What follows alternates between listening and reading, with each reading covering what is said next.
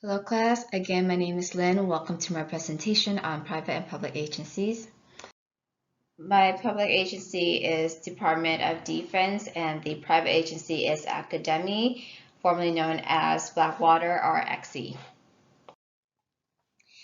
And my thesis is public and private military organizations operate similarly in unimportant characteristics of organizational structure, but they are different in the objective of delivering these services because governments hold a significant role in responding to public interest. And my themes are government obligations and responsibility, economic aspects, and ethics.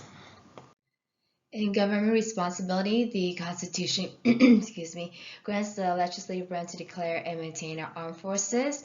So the authority is legal rational. So unlike private contractors, our soldiers just cannot avoid a task. They're sworn to defend us. So there's obligations there. And public military is also different because they submit to the legislative branch, so which I consider the expressing authority responding to the will of the state. And the concept of running government like a business, there is a separation of politics and administration. So in a way, it allows private military to do their job without linking to politics, especially with the new public administration. And the role of government is to be accountable. They need to limit waste. So I linked that to Leonard White.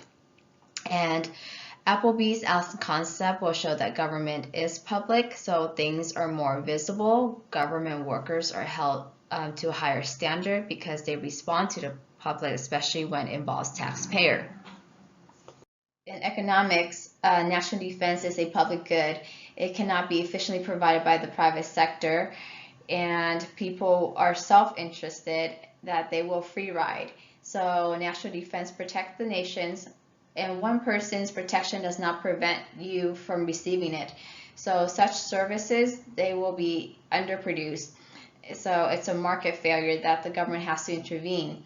And based on Downs, government bureaus are resilient because the clients, they receive large number of benefits and services that cannot be performed by the private firms. So government bureaus also do not engage in conflicts with each other like the private firms do. So I relate this to Lowy because central government is being run by interest group. They influence policy making rather than the constituencies, and competition among third parties arise. And in this case, private military firms, they have profit motives, and they do it through these contracts. And I also linked it to Frederick Hayek. He is a proponent of privatization.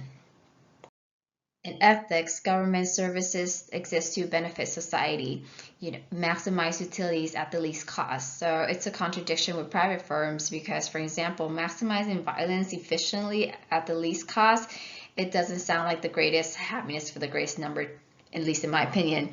So I apply consequentialist and utilitarian principles. Rosian also because government provides services to benefit the least advantaged. And I argue that it doesn't apply to private military. And with deontology ethics, public military, so our soldiers, they listen to the service because they feel they're doing the right thing or it's a sense of duty in compared to the private contract doing it for the paycheck.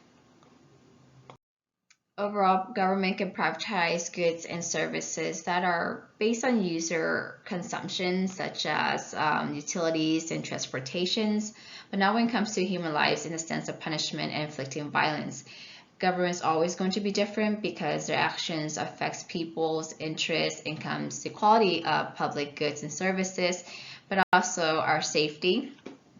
And that's all for my presentation.